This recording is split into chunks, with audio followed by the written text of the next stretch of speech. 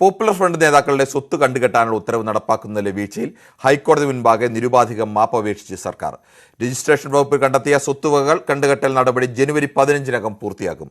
ആഭ്യന്തര സെക്രട്ടറി ഹൈക്കോടതിയിൽ നേരിട്ട് ഹാജരായി വിശദീകരണം നൽകി. ഹർത്താൽ ദിനത്തിലെ അക്രമവുമായി ബന്ധപ്പെട്ട് പോപ്പുലർ ഫ്രണ്ട് നേതാക്കളുടെ സ്വത്തുവകകൾ കണ്ടുകെട്ടണമെന്ന ഉത്തരവ് നടപ്പിലാക്കുന്നതിൽ വീഴ്ച പറ്റി. ഹൈക്കോടതിയിൽ നിരുപാധികം മാപ്പപേക്ഷിച്ച സർക്കാർ മനഃപൂർവ്വം വീഴ്ച വരുത്തിയിട്ടില്ലെന്നും അറിയിച്ചു. രജിസ്ട്രേഷൻ വകുപ്പ് കണ്ടെത്തിയ സ്വത്തുവകകളുടെ കണ്ടുകെട്ടൽ നടപടികൾ ജനുവരി 15-നകം പൂർത്തീകരിക്കുമെന്നും സർക്കാർ സത്യവാങ്മൂലത്തിൽ വ്യക്തമാക്കി. കോടതി നിർദ്ദേശപ്രകാരം ആഭ്യന്തര സെക്രട്ടറി ഡോക്ടർ കെ വേണു നേരിട്ട് ഹാജരായാണ് വിശദീകരണം നൽകിയത്. പൊതുമുതൽ നശിപ്പിക്കുന്നത് ഗൗരവകരമെന്ന് വിലയിരുത്തിയ കോടതി അത്തരം നടപടികളിൽ ഏർപ്പെടുന്നവരെ ഉരുക്കുമുഷ്ടി കൊണ്ട് നേരിടണമെന്നും തുറന്നടിച്ചു. പൊതുമുതൽ സംരക്ഷകർ പ്രധാനമാണെന്നും പൊതുമുതൽ നശീകരണം സമൂഹത്തിനെതിരാണെന്നും ജസ്റ്റിസുമാരായ AK ജയശങ്കരൻ നമ്പ്യാർ, മുഹമ്മദ് റിയാസ് എന്നിവരുൾപ്പെട്ട ഡിവിഷൻ ബെഞ്ച് ഓർമ്മപ്പെടുത്തി. PFI ഭാരവാഹികളുടെ സ്വത്തുവകകൾ കണ്ടുകെട്ടുന്നതിലടക്കം 6 മാസം സാവകാശം വേണമെന്ന് കഴിഞ്ഞ തവണ സർക്കാർ ആവശ്യപ്പെട്ടിരുന്നു. തുടർന്നാണ് ആഭ്യന്തര സെക്രട്ടറി ഹാജരാവാൻ കോടതി നിർദ്ദേശിച്ചത്.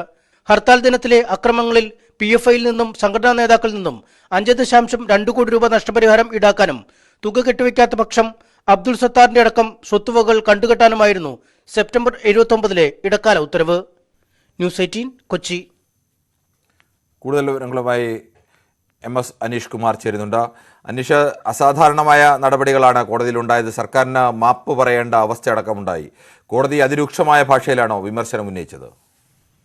തീർച്ചയായും വിലയിരുത്തിയത്. ഇതേ തുടർന്ന് ഈ നഷ്ടപരിഹാര തുക കെട്ടിവെച്ച ശേഷം മാത്രമേ പ്രതികൾക്ക് ജാമ്യം നൽകാവൂ എന്ന കർശനമായ ഉത്തരവ് കോടതി പുറപ്പെടുവിക്കുകയും ചെയ്തു. ഇതിന്റെ അടിസ്ഥാനത്തിൽ ബോണ്ട് കെട്ടിവെച്ച ശേഷം മാത്രമാണ് പ്രതികൾക്ക് ജാമ്യം അനുവദിച്ചത്. എന്നാൽ ഈ ബോണ്ട് തുക നഷ്ടപരിഹാര തുകയായി വകയിരുത്താൻ നിയമമില്ലാത്ത സാഹചര്യത്തിൽ തന്നെയാണ് ഈ നഷ്ടപരിഹാരം മുഴുവൻ പ്രതികളിൽ നിന്നും കണ്ടുകെട്ടണമെന്ന ഉത്തരവ് സെപ്റ്റംബർ 29-ന് കോടതി പുറപ്പെടുവിച്ചത്. എന്നാൽ 29-ന് ഈ ഉത്തരവ് പുറപ്പെടുവിച്ച് മാസങ്ങൾ പിന്നിട്ടിട്ടും സ്വത്ത് കണ്ടുകെട്ടുന്നതിനുള്ള നടപടിക്രമങ്ങൾ സർക്കാരിന്റെ ഭാഗത്തുനിന്നും ഉണ്ടാവുന്നില്ല എന്നതാണ് കോടതിയെ ചൊടിപ്പിച്ചത്.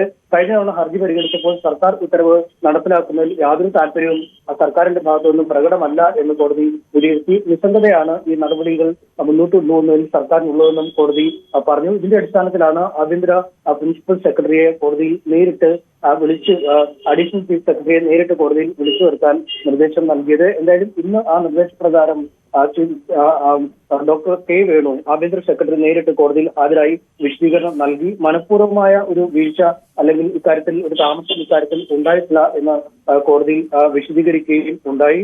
എത്രയും പെട്ടെന്ന് ഈ കോടതി ഉത്തരവ് നടപ്പിലാക്കുന്നതിനുള്ള ശ്രമങ്ങൾ നടത്തും. നിലവിൽ ഈ കോടതി ഉത്തരവ് നടപ്പിലാക്കാൻ കാലതാമസം ഉണ്ടായതിൽ നിരുപാധികം സർക്കാർ കോടതിയിൽ മാപ്പ് പ്രകടിപ്പിക്കുകയും ചെയ്തു. ഇതുമായി ബന്ധപ്പെട്ട വിശദമായ സത്യവാങ്മൂലം കോടതിയിൽ ഹാജരാക്കുകയും ചെയ്തിട്ടുണ്ട്. ലാൻഡ് റവന്യൂ കമ്മീഷനുമായി ബന്ധപ്പെട്ട് ഈ സ്വത്തുവകകൾ കണ്ടുകെട്ടുന്നതിനുള്ള നടപടിക്രമങ്ങൾ ആരംഭിച്ചു കഴിഞ്ഞിരിക്കുന്നു. രജിസ്ട്രേഷൻ വകുപ്പ് ഇതിനകം തന്നെ കണ്ടുകെട്ടേണ്ട സ്വത്തുവകകൾ കണ്ടെത്തി കഴിഞ്ഞിരിക്കുന്നു എന്നും കോടതിയിൽ അറിയിച്ചിരിക്കുന്നു.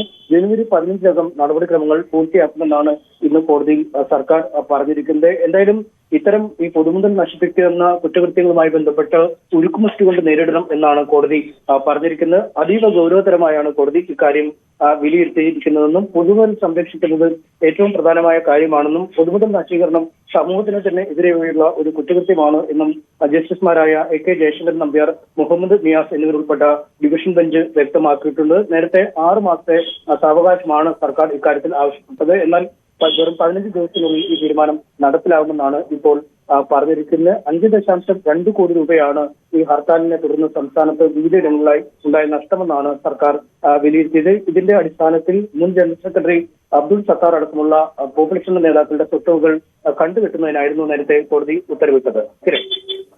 അനീഷ, ഇങ്ങനെ ഒരു കണ്ടുകെട്ടൽ നടപടിയിലേക്ക് നീങ്ങിയാൽ ഇപ്പോൾ ലിസ്റ്റ് എടുത്തിട്ടുണ്ട് എന്ന് പറയുന്നു. എന്തൊക്കെയാണ് ഇനി പ്രധാനപ്പെട്ട നടപടികൾ? ഇപ്പോൾ തന്നെ രജിസ്ട്രേഷൻ വകുപ്പ് ഈ കണ്ടുകെട്ടലുമായി ബന്ധപ്പെട്ട പട്ടിക തയ്യാറാക്കി ഈ വസ്തുവകൾ എവിടെയൊക്കെയെന്ന് തിരിച്ചറിഞ്ഞു കഴിഞ്ഞിട്ടുണ്ട് എന്നാണ് പറഞ്ഞിരിക്കുന്നത്. പ്രത്യേകിച്ചും ഇതിൽ പോപ്പുലർ ഫ്രണ്ട് ഒരു പ്രതിയും മറ്റ് പലയിടങ്ങളിലായി ഉണ്ടായിരിക്കുന്ന അക്രമ സംഭവങ്ങളിൽ അതാത് സ്ഥലത്ത് പ്രാദേശിക നേതാക്കളും അക്രമ സംഭവങ്ങളിൽ നേരിട്ട് ഇടപെട്ട ആളുകളുമാണ് പ്രതികളായി വരുന്നത്. അതുകൊണ്ട് ഇത്തരം പോപ്പുലർ ഫ്രണ്ടിന്റെ ഓരോ പ്രദേശത്തുമുള്ള ഓഫീസുകളുമായി ബന്ധപ്പെട്ട പട്ടികയും അതത് സ്ഥലത്തെ നേതാക്കൾക്ക് ഈ കുറ്റകൃത്യങ്ങളുടെ തോതനുസരിച്ചുള്ള നേതാക്കളുടെ പങ്കും അവർക്ക് ഉള്ള സ്വത്തുവകളും ഒക്കെ അവരൊക്കെ ഈ പട്ടികയിൽ ഉള്ളതാണ് എന്നാണ് നമുക്ക് മനസ്സിലാക്കാൻ കഴിയും. എന്തായാലും ആ പട്ടികയുടെ വിശദാംശം ലഭിച്ചിട്ടില്ല. പക്ഷെ അത് തുടരുക. NIA മുൻ SP TK രാജ്മോഹൻ കൂടി നമുക്കൊപ്പം ചേരുന്നുണ്ട്. ശ്രീ രാജ്മോഹൻ, ഇത്തരത്തിലെ കോടതി അതിശക്തമായ നിലപാടാണ് ഇപ്പോൾ സ്വീകരിച്ചിരിക്കുന്നത്. സർക്കാരിൻ്റെ പ്രതിനിധിക്ക് അവിടെ കോടതിയോട് ഖേദം അറിയിക്കേണ്ടി വന്നു, അതിൽ വീഴ്ച അംഗീകരിക്കേണ്ടി വന്നു. ജനുവരി 15 തന്നെ ഇതെല്ലാം പൂർത്തിയാക്കുമെന്നാണ് പറയുന്നത്. സാധാരണഗതിയിൽ ഇങ്ങനെ NIA മറ്റ് കേസിൻ്റെ വിഷയങ്ങളിൽ ഇത്തരത്തിൽ ഉണ്ടായിട്ടുണ്ടോ? സാധാരണ ഇങ്ങനെ ഈ NIA ഭാഗത്ത് നിന്ന് ഇതുപോലെ ഈ കോടതി ഉത്തരവുണ്ടെങ്കിൽ അത് ഇമ്മീഡിയറ്റ് ആയിട്ടാണ് സാധാരണ ചെയ്യുക. സാധാരണ അങ്ങനെ ഈ സ്വത്ത് കണ്ടുകെട്ടലും അങ്ങനെയുള്ള ആക്ഷനൊക്കെ വളരെ ഇമ്മീഡിയറ്റ് ആയിട്ട് ചെയ്യാറുണ്ട്. അപ്പൊ ഇതിലെനിക്ക് തോന്നുന്നത് എന്ത് പറ്റി, സംസ്ഥാന പോലീസിന് എന്ത് പറ്റിയെന്ന് മനസ്സിലാവുന്നില്ല. കാരണം അത് ശരിക്കും കാൽക്കുലേറ്റ് ചെയ്തിട്ട് ഈ കണക്കെടുക്കാനും വലിയ സമയമൊന്നും നമുക്ക് ആവശ്യമില്ല. പക്ഷെ ഇത് പാൻ കേരളത്തിൽ മുഴുക്കെ ഈ സംഭവം ഉള്ളത് കൊണ്ടും പല വ്യത്യസ്ത തരത്തിലുള്ള കേസുകളും പലതരത്തിലുള്ള നാശനഷ്ടങ്ങളും അതിന്റെ ഇന്റൻസിറ്റിയൊക്കെ കാൽക്കുലേറ്റ് ചെയ്യാൻ കുറച്ച് സമയപ്പെടും. പക്ഷെ ഇത്ര 3 മാസമായിട്ടും ഒന്നും ചെയ്തില്ല എന്ന് പറയുമ്പോൾ വളരെ വളരെ വളരെ ഒരു സർക്കാരിന് തന്നെ ഒരു പേരുദോഷം ഉണ്ടാക്കുന്ന തരത്തിലാണ്. പക്ഷെ അത് ഇന്ന് എനിക്ക് തോന്നുന്നു ഇന്ന് കോടതിയിൽ നിരുപാധികം മാപ്പ് പറഞ്ഞിട്ട് ഇപ്പം ജനുവരി അടുത്ത മാസം 10-നകം എല്ലാം ചെയ്യണമെന്ന് പറഞ്ഞുകൊണ്ട് തീർച്ചയായിട്ടും ഗവൺമെന്റ് ആ തരത്തിൽ പ്രവർത്തിക്കുന്നതാണ് നമുക്ക് തോന്നുന്നത്.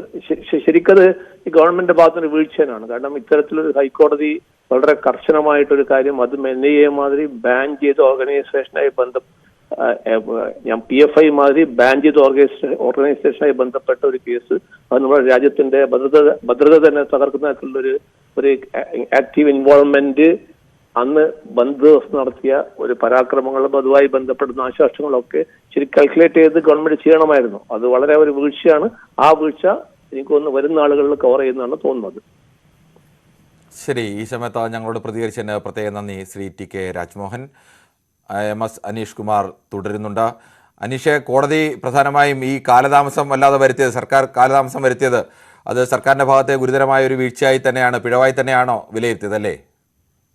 കോടതി ഇതൊരു നിലപാടായി തന്നെ മാറ്റുകയാണ്. കാരണം ഈ പൊതുമുതൽ നശിപ്പിക്കുന്ന കേസുകളുമായി ബന്ധപ്പെട്ട് ഒരു തരത്തിലുമുള്ള ഇളവുകൾ ഇനി നൽകേണ്ടതില്ല. ഉരുക്കുമുത്തികൊണ്ട് തന്നെ ഇത്തരം നടപടിക്രമങ്ങളെ നേരിടണം. പൊതുമുതൽ നശിപ്പിക്കുന്നത് പൊതുസമൂഹത്തിനെതിരായ ഒരു ഭീഷണി എന്ന് തന്നെ വിലയിരുത്തണം എന്ന രീതിയിലാണ് കോടതി പറയുന്നത്. പൊതുമുതൽ നശീകരണത്തിനെതിരെ സമൂഹ മനസാക്ഷി ഉണരണം. അത് സമൂഹത്തിനെതിരെ എന്ന് സംസ്ഥാന സർക്കാരുകളും മറ്റ് ഭരണകൂടങ്ങളും തിരിച്ചറിയണം എന്ന രീതിയിൽ തന്നെയാണ് കോടതിയുടെ ഭാഗത്തു നിന്നും പരാമർശങ്ങൾ ഉണ്ടായിരിക്കുന്നത്. ഏതാണ്ട് 5.2 കോടി രൂപയുടെ നഷ്ടമാണ് സംസ്ഥാനത്ത് അഴിഞ്ഞാടിയതിലൂടെ ഉണ്ടായിരിക്കുന്നത്. അത് കേവലം പൊതുസ്വത്തിന് മാത്രമല്ല, സ്വകാര്യ വ്യക്തികളുടെ വസ്തുവകൾക്കും വലിയ നഷ്ടം ഇതിൽ വരുത്തിയിട്ടുണ്ട്. KSRTCക്ക് മാത്രം ലക്ഷങ്ങളുടെ നഷ്ടമാണ് ഉണ്ടായത്. നേരത്തെ KSRTC കോടതിയിൽ അറിയിക്കുകയും ചെയ്തിരുന്നു. എന്തായാലും വളരെ നാളുകളായി തന്നെയുള്ള പ്രവണതയാണ് ഈ എന്തെങ്കിലും സമരം പ്രക്ഷോഭം ഒക്കെ അതിന്റെ അങ്ങേയറ്റത്തേക്ക് പോകുമ്പോൾ പൊതുമുതൽ നശിപ്പിച്ചുകൊണ്ട് ഒരു പ്രതിരോധത്തിൽ സർക്കാരിനെ ആക്കാൻ നടത്തുന്ന ഒരു നീക്കം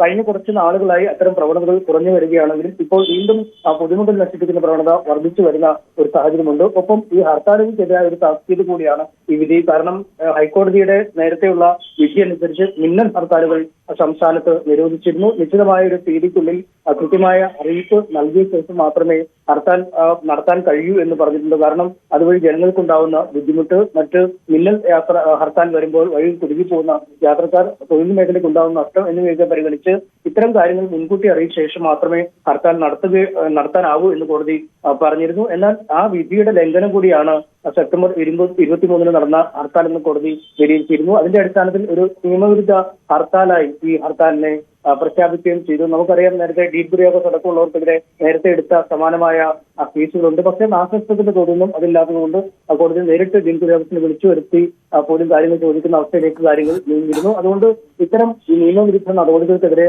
ശക്തമായ നടപടികൾ, അതായത് കോടതി വിധി ലംഘിച്ച് മിന്നൽ ഹർത്താലുകൾ നടത്തുക, പൊതുമുതൽ നശിപ്പിക്കുക എന്നീ കാര്യങ്ങൾക്കെതിരെ ഒരു തരത്തിലുമുള്ള വിട്ടുവീഴ്ച ഏത് ഭാഗത്തു നിന്നുണ്ടായാലും അതിനെ കണ്ണടച്ച് നടപടിയെടുക്കണം എന്ന് തന്നെയാണ് ഇത്തവണ കോടതിയുടെ ഭാഗത്തു നിന്നും ഉണ്ടായിരിക്കുന്ന പരാമർശം. അതായത് കേവലം ഈ കേസിനുപരി കൃത്യമായ ഒരു ദിശാബോധം ഇത്തരം കേസുകളുമായി ബന്ധപ്പെട്ട് മുന്നോട്ടുണ്ടാവണം. അങ്ങനെയെങ്കിൽ മാത്രമേ ഈ പൊതുമുതൽ നശിപ്പിക്കുന്ന പ്രവണതയ്ക്കൊരു അവസാനം ഉണ്ടാവും എന്ന് തന്നെയാണ് കോടതിയുടെ വിലയിരുത്തൽ.